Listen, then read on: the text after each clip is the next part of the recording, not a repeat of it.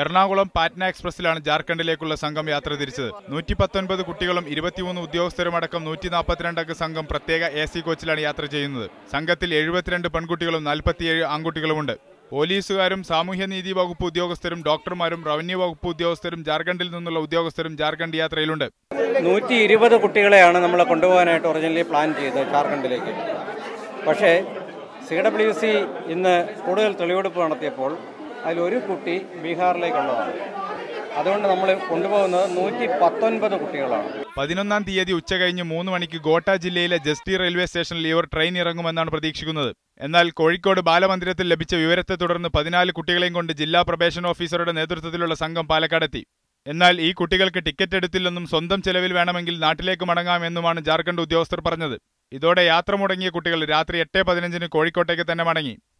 കേരളത്തിലേക്ക് പഠനത്തിനെത്തിയ കുട്ടികൾ നാട്ടിലേക്ക് തിരിച്ചു പോവുകയാണ്. 17 ദിവസം കേരളത്തിൽ താമസിച്ച ശേഷമാണ് ഇവർ നാട്ടിലേക്ക് തിരിക്കുന്നത്. ക്യാമറ പേഴ്സൺ ഷിജു ചിറ്റൂരിനോടൊപ്പം സാജിദ് അജ്മൽ, മീഡിയ 1 പാലക്കാട്.